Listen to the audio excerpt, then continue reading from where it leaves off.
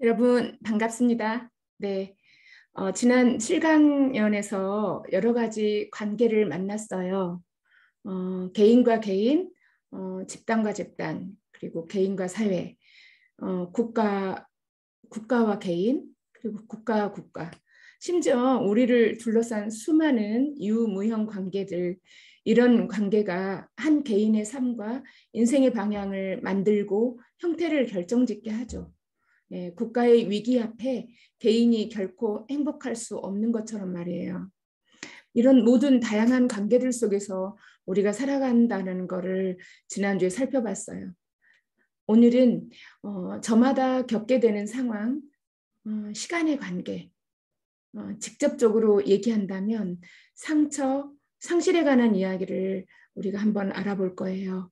그리고 우리는 기쁘고 즐거울 때는 우리가 얼마나 행복한지의 체감이 작고 표현도 인색해요.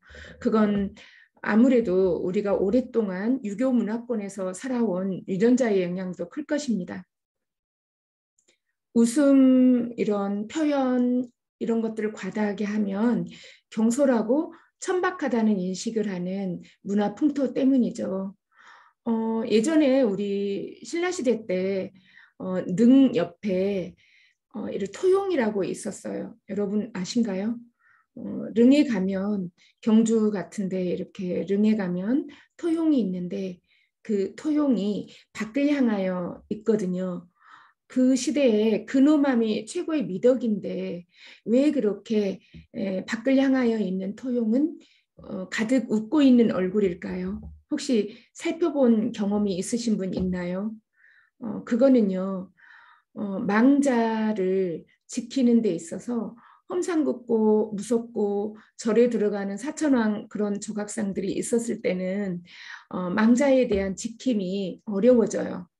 예를 들어 귀신이 또 복잡한 그 영혼들이 망자를 괴롭히러 무덤으로 오는데 아무래도 망자가 힘이 없고 약하고 이랬을 때 이 귀신들이 침입하기가 더 좋겠죠.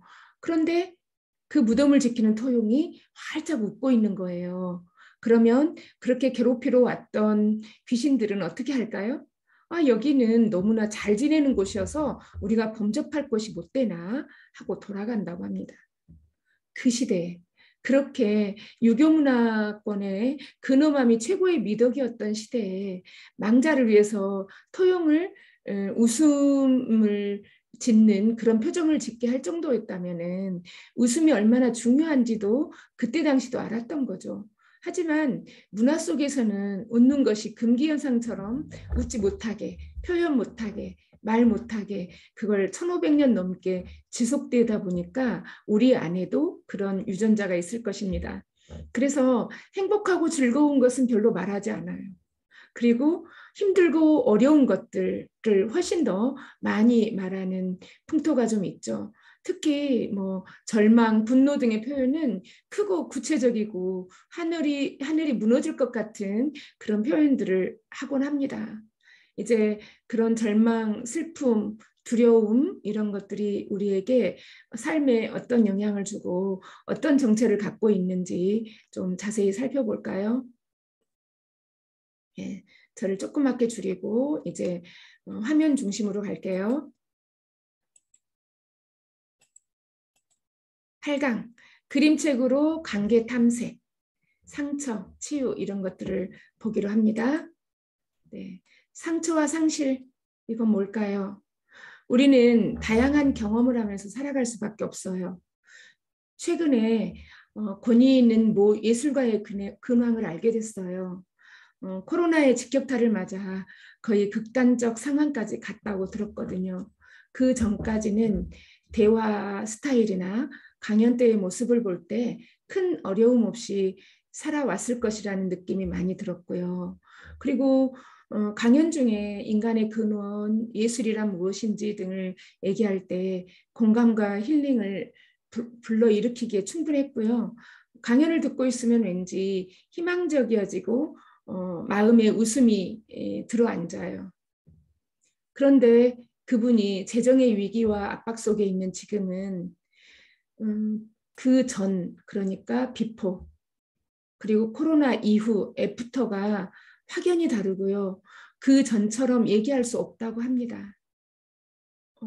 이런 표현을 하셨어요, 그분이. 그 전에 얘기는 강연 중에 하는 얘기들은 그리고 독자들 본인들의 강연 장소에서 만났던 수많은 사람들에게 했던 얘기는 나뭇잎에 흔들리는 것에 대한 위로의 말이고 지금은 존재 자체가 위태로운 것에는 어떠한 말로도 위로가 될 수 없다는 그런 표현을 하셨어요.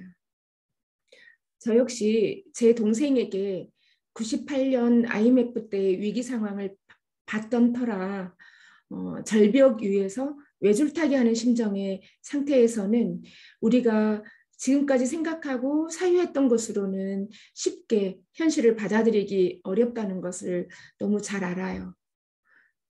그럼에도 불구하고 우리가 문학, 예술, 인문학, 그림책, 힐링, 치유 이런 것들을 통해 마음의 근육을 키워야 함을 저는 강조합니다. 왜냐하면요. 예기치 않게 어려운 상황에 처해지면 누구나 패닉을 경험하게 돼요. 그렇지 않으면 사람이 아니거나 득도한 사람이겠죠. 어떤 어려운 상황, 극단적 상황, 다시는 회복 불능의 절망적 상황, 어쩜 또 정말 소중한 사람을 잃게 되는 그런 상황. 그 패닉을 어떻게 통과하는가에 차이가 납니다. 이렇게 문학이나 예술이나 치유나 그림책을 통해서 근육을 키운 사람과 키우지 않는 사람의 차이가 분명히 납니다.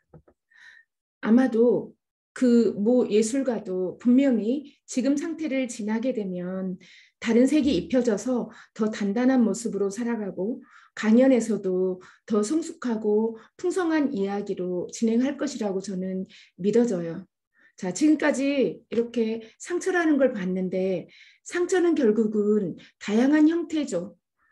사랑하는 대상을 잃을 수도 있고 파산이 나서 회생 불가여가지고 삶의 압박을 느낄 정도의 극단적 상황도 있을 수 있고 그다음에 소중한 사람에게 배신을 받을 수도 있고 정치적 음모로서 자기가 어떤 길로 가야 할지를 잃었을 때도 있고 상처라는 것은 우리가 어떤 형태다고 말할 수 없고요. 지난주에 얘기한 것처럼 상황적 관계이겠죠. 내가 어떤 상황과 지금 관계에 있는지 그런 것들을 통해서 이제 우리가 어떤 미래로 나아가야 할지 하나하나 살펴봅니다.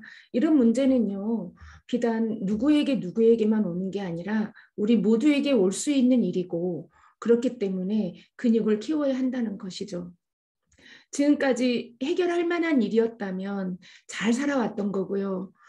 큰 시련이 없었다는 거예요. 그런데 그 시련은 누구에게나 다 올 수 있다는 거죠. 이제 본격적으로 상처와 상실의 그 정체를 알아봅니다.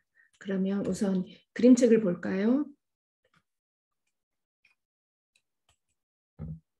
코뿔소 보이시죠? 코뿔소의 작가 김세진 작가의 말을 한번 제가 읽어보겠습니다. 제 큰아이가 초등학교 2학년 때였습니다. 학교 친구가 사고로 세상을 떠났다는 소식을 전하더군요. 얼마 후 깊이를 알 수 없는 슬픔에 잠긴 그 아이의 엄마를 보게 되었습니다.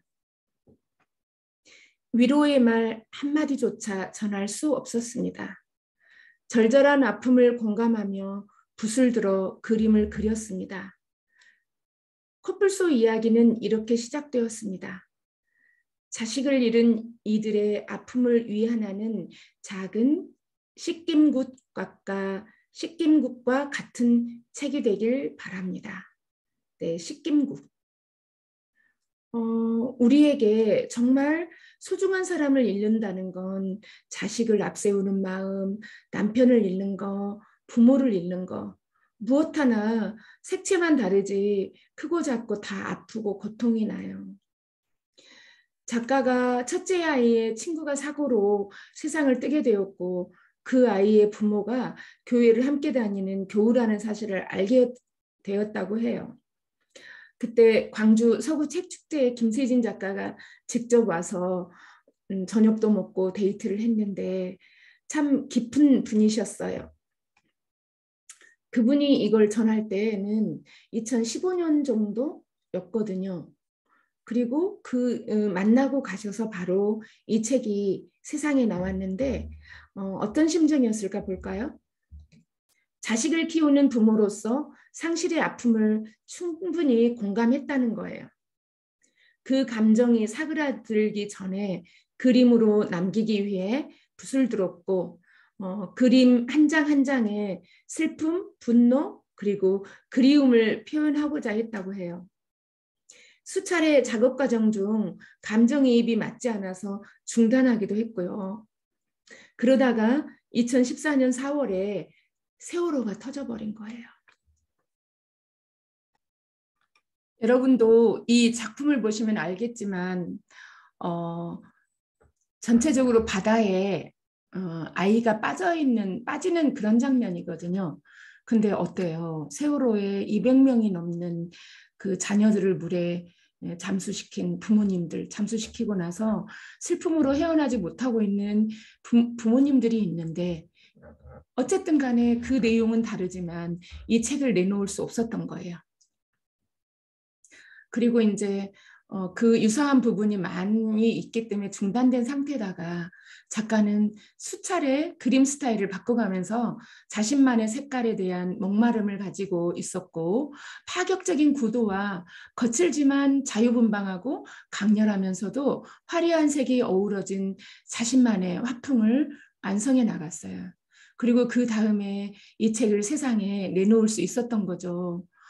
이 책을 보면서 저는 작가의 연구가 이렇게 크고 그림 속에 그 슬픔의 치유 과정을 잘 내놓는 걸 보고 얼마나 탐색이 강렬했는지를 느낄 수가 있었어요. 그러면 직접적으로 한번 만나볼까요? 네.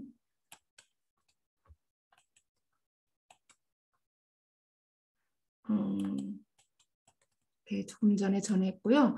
이 책을 여러분들이 보시려면은 일단 전개 방식을 보셔야 돼요. 책을 읽다 보면 그림체계가 글과 그림이 대조적인 상황이 나와 있어요. 그 대조적인 상황이라는 것은 글은 행복한데 그림이 어둡고 무겁고 불안한 기운이 도는 장면이 나오게 됩니다. 그건 바로 앞으로 어려운 일이 벌어질 거라는 암시이기도 하죠. 그리고 엄마 코뿔소가 현실을 인지해가는 과정을 어떤 식으로 했는지 잘 보시기 바랍니다. 자, 면지 보세요. 이게 바로 관념적이라고 합니다. 우리가 물은 되게 파란색이죠. 파도는 꼭 하얄 필요는 없어요. 그런데 작가는 노란색을 앞면지도 그렸고 뒷면지도 그려놨어요. 이렇게 우리는 행과 불행의 경계가 색채로 표현된 것을 만날 수 있을 거예요. 지금은 행복하는데 어느 순간에 우리에게 기습하는 불행일 수도 있고 그 불행은 또 시간이 지나면 또 다른 시간으로 이어질 수 있다라는 그림의 연동으로 우리가 읽어보면서 들어가 봐요. 네, 두 번째로 아까 제가 말씀드린 것처럼 이전 장면에 새 커트가 이미 지나갔는데 아기 코뿔소와 엄마 코뿔소는 강가에서 즐거운 시간을 보냅니다. 뜀뛰기도 하고 숨바꼭질도 하고 물에 수영도 하고 다양한 놀이를 하는 가운데 비가 내려요. 비가 내리니까 글은 엄마도 좋고 아이도 좋고 아이는 신이 나서 물속으로 텀벙텀벙 들어가는데요. 그림 보세요. 엄마가 굉장히 불안한 표정을 짓고 있고 그 다음에 그런 가운데 아이 역시 보이지 않아요. 그러니까 이것만 봐도 어때요? 글과 그림이 반대로 전개되고 있다는 걸 알 수 있겠죠. 여러분이 폭록빛 그림을 보려면 그리고 거기에 서사를 읽고 문학책처럼 깊은 사유를 하고 싶다면 글과 그림의 구조 이런 것들을 충분히 알 필요가 있습니다. 자, 이번에 그러면 상실 극복의 시퀀스가 어떻게 드러나 있는지 볼까요? 맨 처음에는 엄마가 아이가 분명히 보이지 않는데도 계속 곳곳을 찾아다닙니다. 현실 부정을 하는 거죠. 절대로 아이를 잃었다고 인정하고 싶지 않아요. 그때 세월호의 피해자 엄마들 보세요. 절규하고 계속 강가에서 몇 날 며칠 1년이 다 가도 거기를 떠나지 못해요. 나타날 것만 같으니까요. 현실을 인정하지 못합니다. 현실 부정이고요. 그 다음 단계는 어떤 것일까요? 네, 이제 여기저기 찾고 찾지만 없어요. 그래서 달 그림자가 강물에 비치는데 마치 자신의 자녀처럼 잃어버린 아기 코뿔소로 생각하고 물에 뛰어듭니다. 두세 번에 반복적으로 뛰어들다가 아무리 보아도 아니죠. 그리고 보니까 문득 그게 달 그림자라는 걸 알게 된 거예요. 이제 분노하게 되죠. 네. 분노해서 달을 삼켜버립니다. 달이 없어졌어요. 절망에 빠지죠. 빛이 없어요. 빛이 없다는 거는 이제 절망으로 접어들었다는 거죠. 물론 중간에 부정 옆에 타협도 있었어요. 타협은 뭐냐면 끊임없이 그 자신의 자녀일 거라고 생각하고 다가가는 장면을 타협인데 이제 타협은 건너뛰었고 분노, 그 다음에 절망을 하고 나면은 일단 자기 깊은 내면을 들여다볼 수가 있는 거죠. 그로 인해 이제 수용하게 됩니다. 수용은 달을 삼키고 나서 보니까 밤하늘에 아기 밑에 보세요. 그 밤하늘에 달을 삼킨 것은 새 아기를 잉태했다라는 거예요. 잉태했다는 거고 그 아이가 태어났고 밤하늘에 달처럼 아기 코뿔소가 엄마 나 잘 지내요? 행복하게 지내세요라고 말을 건네는 듯 합니다. 제가 이 작품을 전면적으로 다 보여줄 수가 없어서 간단히 그림 이해를 얘기한다면요. 엄마는 끊임없이 인정하지 못하고 현실 부정을 하다가 어때요? 달을 삼켰죠. 달을 삼켰다는 것은 이제 어둠, 절망 속에 빠졌고요. 절망 속에 빠짐으로써 비로소 슬픔을 제대로 보내는 거죠. 슬픔을 제대로 만나는 거고 스며드는 거예요. 그리고 그때부터 시간을 보내겠죠. 우리가 보면 건너뛰었어요. 그림책은 상세하게 문학책처럼 배경이나 사건을 개연성 있게 진술하지 않는다는 건 제가 여러 번 말씀드렸거든요. 기억하시죠? 그 사이사이를 우리가 집어넣습니다. 그러면 아까 보여주었던 장면, 어둠 속에 빠졌던 그 장면에서 과연 엄마는 슬퍼만 하고 있을까요? 자기 슬픔을 직면했기 때문에 이제 나아가려고 하겠죠. 나아간다는 건 뭐냐면 어쩌면 남편을 만날 수도 있고 여기는 코뿔소니까 동물로 봐버릴 수가 있는데 인간의 옷을 입은 동물의 옷을 입은 사람이에요. 남편과 새로운 미래를 계획할 수도 있고 그러겠죠? 그래서 비로소 새 희망을 몸에 갖게 되는 거예요. 지니고 더 나아가 보자. 결국은 그런 노력 끝에 새 아기를 태어나게 한 거고 새 아기를 태어나게 함으로 인해서 어떻게 돼요? 새 시간을 살아갈 수 있는 거죠. 그리고 그 아이랑 함께 보냈던 것은 소중한 기억으로 그 기억은 새로 나를 살아가게 하는 또 다른 힘이고 좋은 에너지가 되는 거죠. 처음에 아기를 잃었을 때는 하늘이 무너질 것 같은 슬픔이고 절망이었는데 결국은 새로운 기억과 새로운 소망으로 내 안에 자리를 잡게 되는 그 시퀀스 과정을 충분히 거쳤다고 볼 수가 있겠습니다. 그래서 극복하게 되는 거예요. 비슷한 책을 하나 더 볼까요? 이젠 안녕입니다. 이젠 안녕은 새롭게 우리가 지금은 반려동물 2천만 세대라고 했던가요? 우리나라도 그만큼 반려동물이 우리에게는 직접적으로 큰 영향을 주기도 합니다. 왜냐하면 가족처럼 지내니까요. 가족이죠. 가족처럼이 아니라. 어디 여기에 인물은 반려동물로도 볼 수가 있지만 소중한 나의 형제일 수도 있고 부모일 수도 있고 어떤 것이든 사랑하는 대상이라고 생각하시면 되겠어요. 그런데 준비된 상처는 없습니다. 어느 날 갑자기 와요. 그 어느 날 갑자기 오는 준비된 상처가 없는 걸 또 한번 보게 되겠는데 결국은 사람들은 상처에 익숙한 것도 없고 초연한 사람도 없어요. 누구든 나에게 극복하기 어려운 문제가 오면 절망에 빠질 수밖에 없습니다. 그리고 또 그 원칙과도 같은 누구도 준비된 상처는 없다라는 것과 절망에 빠질 수밖에 없다라는 것처럼 또 하나 우리가 부정할 수 없는 게 있어요. 현재의 상처에는 해결되지 않는 과거의 상처까지 부각됩니다. 누구든지 간에. 내가 지금 슬퍼 있으면요. 내 무의식 속에 자리 잡고 있는 그 어떤 슬픔까지 의식, 무의식에 자리 잡고 있는 슬픔까지 등장해서 지금의 슬픔을 더 크고 더 아프고 더 두렵고 무섭게 만들죠. 네. 다시 해리를 한번 보겠습니다. 해리에게는 귀여운 강아지가 생겼어요. 해리는 강아지가 메뚜기처럼 펄쩍펄쩍 뛰어 호퍼라고 불렀죠. 해리와 호퍼는 무슨 일이든지 함께해요. 여기 있는 것처럼요.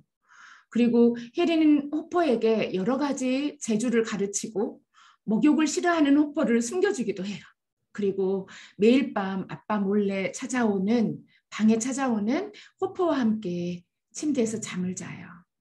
그러던 어느 날 상상조차 하기 힘든 일이 일어나고 해리는 두 번 다시 호퍼를 볼 수 없게 돼요. 이렇게 학교 갔다 온 날이죠. 호퍼가 죽어 있어요. 이제 호퍼의 보드라운 감촉을 느끼지도 못하고 호퍼의 익숙한 냄새를 맡지도 못하겠죠. 호퍼가 방각배 짖는 소리를 듣지도 못하고 해리는 아직 호퍼를 떠나보낼 준비가 되지 않았어요.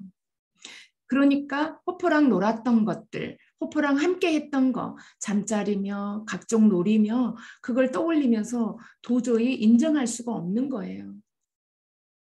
호퍼도 그런 해리의 마음을 알았는지 해리 곁으로 다시 찾아오고 나서 비로소 호퍼의 상실을 인정하게 되는 거죠. 그리고 이제 꿈으로 만나게 돼요. 자, 한번 볼까요? 아까 그렇게 지나간 추억들을 기억하고 도저히 호퍼가 떠난 걸 인정할 수 없는 상황들. 그렇다면 인정하기까지의 과정이 누구에게나 필요하죠. 이제 점점 우리가 상실 치유에서 어떤 태도를 취해야 될지를 압축해 가봅니다. 우리는 대체로 힘들어하고 있는 사람들에게 괜찮아. 이건 너만의 문제가 아니야. 누구나 일어날 수 있는 일이야. 울지 마. 괜찮아질 거야. 그리고 그만 울어. 이렇게 위로하려고 합니다. 하지만요, 아까 엄마 코뿔소도 보셨죠? 그런 것처럼 누구에게나 시간이 필요해요. 인정하기까지의 과정이 필요해요. 그래서 해리도 그런 시간을 보내고 있지 않겠어요? 그래, 이거는 지금 꿈에 나타난다고 호퍼가 같이 놀았던 것을 꿈에 나타나는 걸로 그림책은 전개됩니다. 그런데 꿈은 어쩌면 우리가 다시 2차 해석을 들어가 보면요. 지금 보여지는 장면은 꿈으로 이 책이 나오지만 아까 말씀드린 것처럼 누구나 상처를 받고 어려움을 겪으면 해결하는 시간이 필요하죠. 인정하고 그걸 받아들이고 다시 일어설 수 있는 시간이 필요한데 그 일어설 수 있는 시간의 과정은 그와 함께 지냈던 아름다운 추억, 소중한 기억 그런 것들을 곱씹고 생각해보고 좋은 곳으로 좋은 느낌으로 거듭나게 하는 시간이에요. 좋았던 일을 회상하는 시간이죠. 그러니까 꼭 이거를 꿈이라고 말하는 것보다는 그 과정으로 생각하는 것도 2차 해석으로 아주 중요한 몫을 하고 있습니다. 네, 그래서 영원히 마음에 살아있는 존재로 삶의 좋은 느낌을 이어가고 거듭난다는 뜻이죠. 다시 꿈에 나타나서 해리가 호퍼를 떠나보냄을 인정한다는 것은요. 이제 호퍼가 곁에 없고 마음 안에 있다. 그래서 상실을 인정하는 거예요. 그 상실 인정의 과정에 여기 치유의 수업이 있습니다. 오늘 이제 이 책은 우리가 다음 진짜 봐야 될 책은 청소기에 갇힌 파리 한 마리죠. 그런데 그 책은 이제 이 치유의 수업에 제시한 항목별로 다가갈 테니까 마지막으로 읽어보기로 하고요. 우선은 치유의 수업으로 먼저 살펴봅니다. 이 사람은 루이스 엘 헤이라고 합니다. 미국의 대표적인 심리치료사이자 전 세계에 5천만 독자의 인생을 바꾼 세계적인 베스트셀러 작가예요. 여러분 알라딘에 들어가 보시면 루이스 엘 헤이의 주옥 같은 작품들이 엄청 많아요. 저도 작품이 2개 있는데 치유의 수업을 훨씬 자주 깊이 많이 읽었었어요. 그리고 이건 코로나를 경과하는 많은 사람들에게 큰 힘이 되는 그런 책이었죠.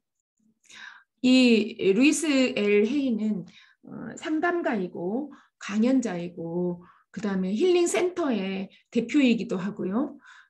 그리고 교사로 활동했고 또 힐링이나 치유 관련 도서랑 강의를 전 세계에 보급한 정말 너무나 멋지고 아름다운 분이세요. 그런데 그녀는 지금 이렇게 아름다운 모습은 상처와 치유를 충분히 과정을 거친 분이셨기 때문에 가능한 거예요. 가난이나 성폭행, 이혼, 암투병 이런 불우한 삶을 자기 자신을 사랑하고 인정하는 심리치료법인 미러워크를 실천해가지고 자신의 삶을 치료로 이끌었어요. 미러워크. 명상하는 거고 스스로에게 내적 대화를 일으키고 끊임없이 자기 성찰을 하게 유도하는 책이거든요. 그렇게 또 미러라는 책에 나와 있는데 미러워크를 통해서 우리의 명상법을 얘기해 줍니다. 그녀가 쓴 다수의 베스트셀러는 이제 여러 나라에 출간되고 사랑을 받았어요. 네. 우리는 슬픔을 그대로 받아들여야 한다고 강조하죠. 그리고 슬픔을 아닌 척할 때 그것은 언제 어디서든 되살아나요. 그리고 자신을 공격하는 비수가 되는 거고요. 이 책은 중간중간 멈춰서 다시 읽어도 언제든 내 마음 깊이 전달되는 주옥 같은 치유의 글들이 있는데요. 저는 그중 슬픔 인정에 강렬한 부분이 있어요. 줄줄줄 외울 만큼의 큰 메시지를 전달하고 있는 내용인데 호스피스 간호사인 그 미사의 이야기예요. 미사가 병원 예배당에서 거행되는 환자의 장례식에 참석했어요. 호스피스니까 당연히 참석하겠죠. 예배가 끝날 무렵에 미샤가 너무나 조용히 슬프게 우는 걸 보고 그 간호사 그 선배가 깜짝 놀랐어요. 그리고 그 선배는 간호사가 이제 환자의 죽음 앞에서 절망적인 것을 보이는 것은 안 된다고 생각하고 무척 걱정을 했죠. 미샤는 호스피스 간호사로 적합하지 않은 것 같다고 생각한 거예요. 그리고 집에 보내야겠다고 생각했죠. 미샤가 울음을 그쳤을 때 그 선배 알리샤가 다가가 괜찮냐고 물었어요. 미샤가 걱정된다. 오랫동안 이 환자를 돌본 지는 잘 안다. 정말 당황할 것 같다. 그렇게 힘들다면 일하기 어렵지 않겠느냐? 라고 물었는데요. 미샤의 대답은 뜻밖이었어요.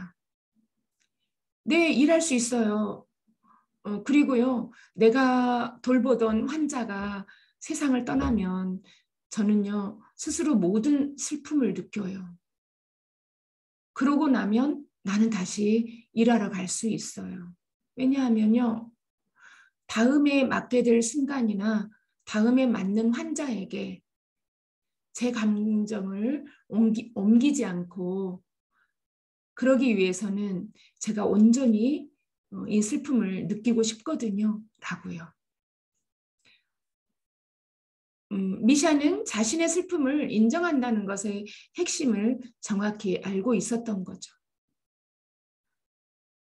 우리는 종종 우리의 슬픔을 모두 표현하면 그 감정에 압도당할 것이라고 생각하죠. 물론 과거에 완전히 해소되지 않은 상처가 더 오래된 상처를 불러올 수도 있는데도 그리고 상처는요 우리는 이렇게 신체에 뭐가 기스가 나서 반창고를 붙이고 낫게 되면은 그 상처는 잊어버려요. 그런데 마음의 상처는 옥리로 자리를 잡습니다. 그래서 어떤 일이 생기면 비슷한 일이 생기면 또 붉어져요. 그 이유는 우리가 그 슬픔을 덮어버렸기 때문이에요. 왜냐하면 그 슬픔을 표현하면 할수록 더 슬퍼진다고 오해하고 또 아무렇지도 않은 척 왜곡하고 그래서 여기에 사랑이 스민 슬픔은 상처 입은 영혼을 치유한다고 이 치유 수업에 나와 있는데요. 만약 우리가 자신이 경험한 상실의 슬픔을 완전히 느낄 수 있다면 우리는 진정으로 그 순간에 있을 수 있고 또 인생에 다가올 다음 감정으로 나아갈 수 있다는 거예요. 여러분 아까 그 달을 삼킨 콧불 쏘 보세요. 분노까지는 슬픔을 완전히 인정하지 않았죠. 그리고 달을 삼킨다는 것은 이제 더 이상 어찌할 수 없고 이건 현실이고 나에게 벌어진 문제고 그렇다면 슬픔을 제대로 만나보자. 그래서 달을 삼키고 어두워졌고 바닥까지 내려갔죠. 그리고 나서 그 슬픔에 스며들고 나니 그 다음에 무언가를 할 수 있었어요. 여러분 저번에 1차 시 때 제가 얘기한 몽당 그 다음에 몽당을 얘기하면서 말한 그 뭐죠? 그 고래 이야기 다 어때요? 자기가 자기 모습을 되찾는 과정 속에서 바닥까지 내려가고 그 슬픔과 절망까지 만나보고 나서 진실로 자기다움을 찾았죠. 슬픔의 마지막 과정은 스며드는 거죠. 종종 내가 책임질 수 있는 것은 무엇인가라는 질문을 받게 되죠. 우리가 이 질문에 대한 분명한 대답은 우리가 책임질 수 있는 것은 바로 자기 자신의 삶이라는 것이죠. 자신이 느끼는 슬픔에 대해서도 책임이 있다는 걸 의미해요. 그래서 치유 수업에 이렇게 표현되어 있는 문장 하나하나를 읽다 보면 그래, 내 슬픔은 결국은 내가 책임지고 내가 해결하고 내가 인정하고 가야지라는 다짐을 하게 됩니다. 백신을 맞는 거고 근육을 만들어가는 거예요. 이런 글을 읽다 보니까 그것은 바로 자신의 슬픔을 존중하는 길이에요. 상실이 실제로 일어났으니까요. 슬픔 역시 진짜 감정이죠. 그런데 우리는 슬픔을 덮으려고 할 때가 많이 있어요. 우리는 슬픔을 피하고 싶다고 생각하지만 실제로 피하고 싶은 것은 뭘까요? 바로 상실의 고통이에요. 그래서 슬픔을 인정하지 않아요. 그러니까 슬픔의 고통을 충분히 우리가 부정할 수 없죠. 슬픔에 스미기 위해서는. 그런데 그 고통을 애써 떨치려고 합니다. 떨쳐지나요? 현실인데요. 일어났는데 우리가 슬픔을 왜곡하지 않고 그 감정을 그대로 느낀다면 슬픔은 위로를 가져다주는 치유 과정이 될 거예요. 사랑이 스민 슬픔은 상처 입은 영혼을 치유한다고 해요. 그래서 페이지 하나 넘기겠습니다.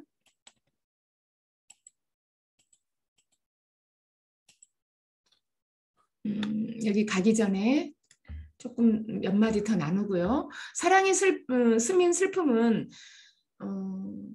이제 처음에 생각을 뛰어넘으면 우리는 너무 짧지만 사랑하는 사람과 함께하는 시간에 감사함을 가질 수 있어요. 뛰어넘게 되면.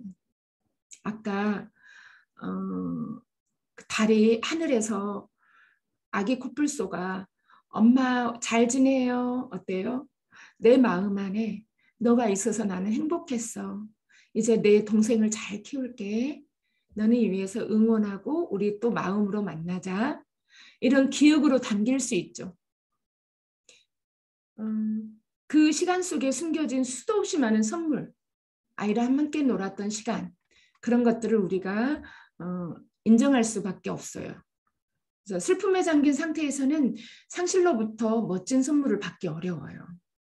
슬픔에 힘겨워하는 사람에게 애써서 아까 언급했잖아요. 희망을 보라고 하지 말라. 사랑한 사람을 잃었을 때 밝은 희망은 존재하지 않아요. 그런데 희망을 가져. 내일을 위해서 살아나 봐. 그런 게 과연 괜찮을까요? 시간이 지나고 상실을 받아들이게 되면 상실 속에서 더 깊은 의미를 찾을 수 있죠.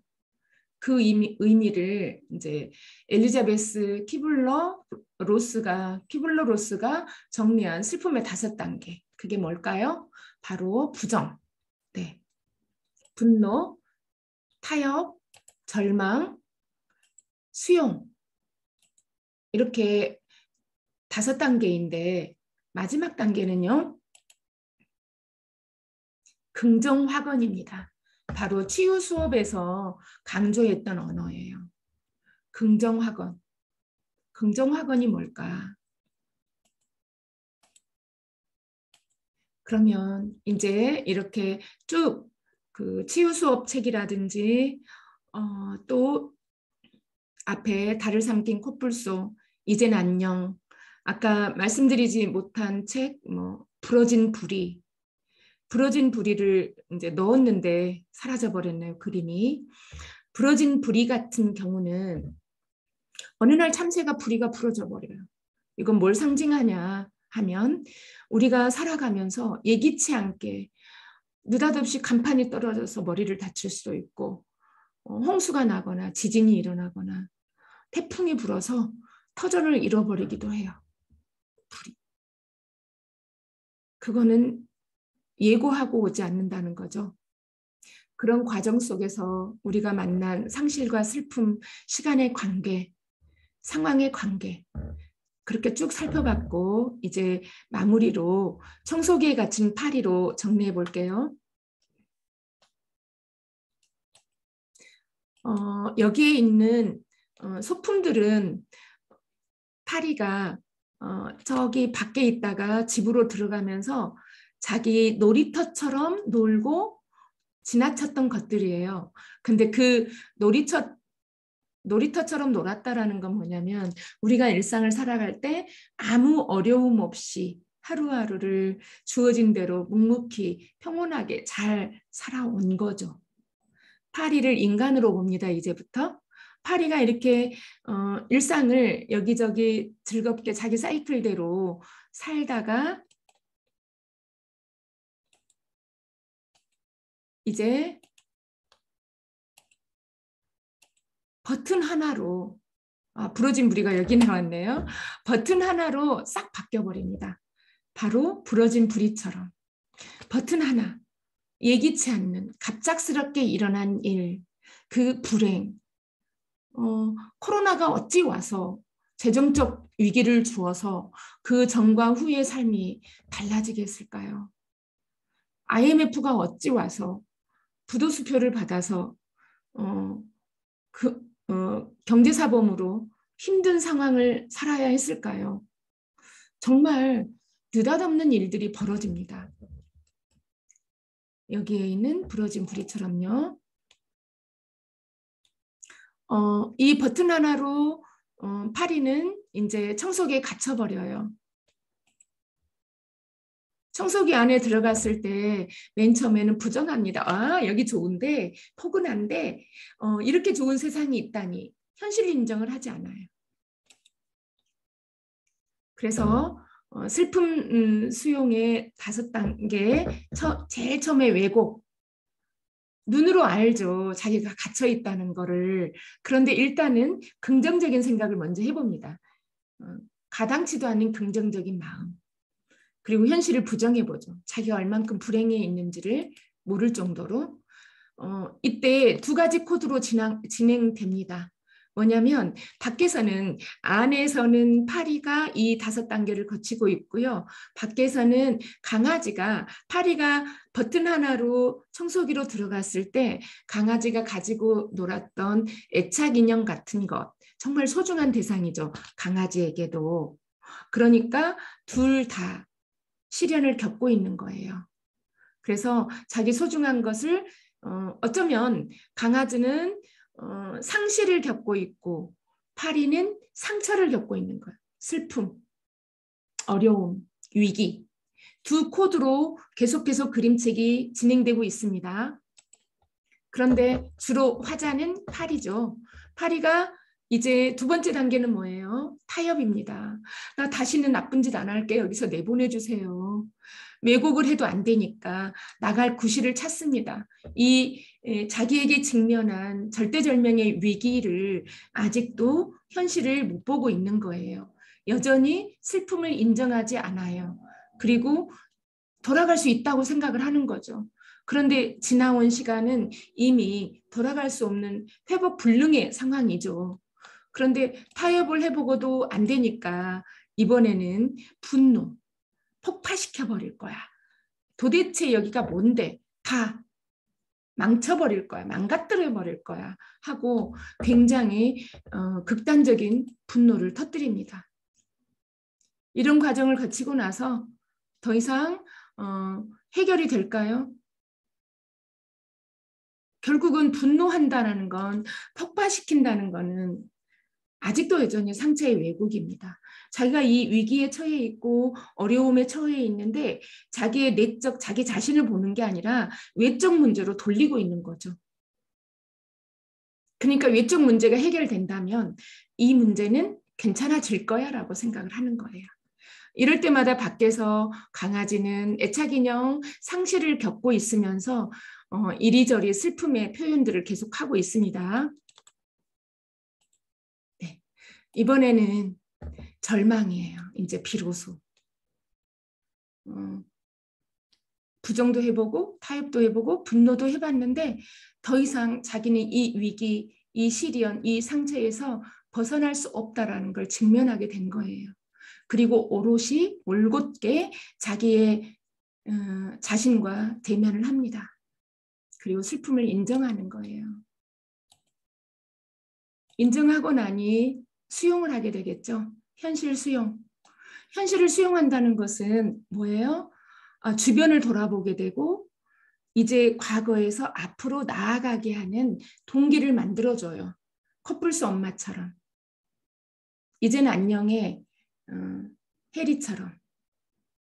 그리고 지금이 아닌 내일을 향하여, 어제가 아닌 지금, 지금에서 내일을 향하여 주변을 돌아보고 이 상태에서 새로움을 시작하려는 준비를 합니다. 그게 바로 수용이죠.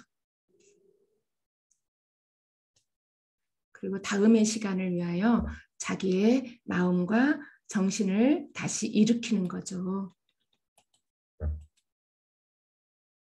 자, 그러면 이제 밖으로 나왔어요. 청소기가 우연히 쓰레기차에 실려가게 되고 쓰레기차에서 버려지면서 그 갇혔던 곳에서 나올 수 있게 돼요. 물론 아까 같이 쏠려갔던 그 인형도 있고요. 여기에 여러분 집중했던 인물 있죠. 강아지, 강아지의 애착 인형, 그다음에 청소기에 갇혔던 팔이 다 우리 인간으로 봅니다. 그러면 이 아픔, 상실, 상처의 과정, 시련의 과정을 겪고 나면 분명히 성장할 수밖에 없다라고, 또 다른 시간으로 나아갈 수 있다라고 서두에 말씀드렸어요. 네. 보세요. 강아지도 성장했고, 강아지는 다른 대상을 만났죠. 여기 다른 대상이요. 그리고 애착 인형은 새와의 새로운 관계를 갖게 되고, 파리는 여기가 아닌 그 먼 다른 곳으로 또 아주 여유 있는 여행을 떠납니다. 이제 여행이라는 거 안에는 많은 게 함축되고 있겠죠. 전과 다른, 지금까지 큰 무리 없이 하루하루 이 정해진 사이클 내에서 평화롭게 평온하게 살아왔다면, 이 과정을 겪었던 파리, 이 시련을 겪었던 사람은 어떻게 될까요? 이제 전과는 다른 시간을 살아갈 여행을 떠나겠죠. 강아지는 자기 애착 인형이었던 그 소중한 사랑하는 대상을 잃었고, 잃음으로 인해서 어떻게 될까요? 새로운 대상과 그 코뿔소, 아기 코뿔소를 잃은 엄마 코뿔소처럼 새로운 아기를 탄생시켰다든지, 그런 것처럼 새로운 대상을 만나서 새로운 인연을 맺어간다든지, 이런 이야기들이 진행되겠죠.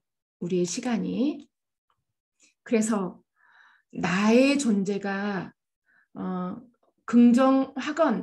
긍정확언을 통해서 나의 존재를 재정립했을 때 비로소 주변과의 존재도 만들어지고 공존을 이어갈 수 있는 거예요. 자, 그러면 오늘 이렇게 쭉 상처, 청소기에 갇힌 파리 한 마리를 통해서 거듭 말씀드리지만, 청소기에 갇힌 파리 한 마리, 이것은 사람이에요. 우리가 살아가는 사람이 어떤 과정을 거쳐서 시련을 겪게 되고 그걸 일어서게 되는 이런 과정을 유익하고 유쾌하고 재밌고 풍자적으로 파리를 통해서 들여다보았어요. 그러면 그것을 보았는데 그 책에서 주는 메시지가 뭘까? 사랑에 스민 슬픔은 항상 효과가 있고 치유한다. 사랑은 절대 죽지 않는다. 관계 속에서 상처, 분노, 절망 등이 있을 때 슬픔을 그대로 스며들라. 그래야 비로소 긍정 확언이 만들어지고 내일을 향한 오늘을 만들 수 있다. 이런 얘기예요. 여러분 잘 들으셨어요? 저 역시 많은 시간을 살아오면서 크고 작은 일들을 겪고요.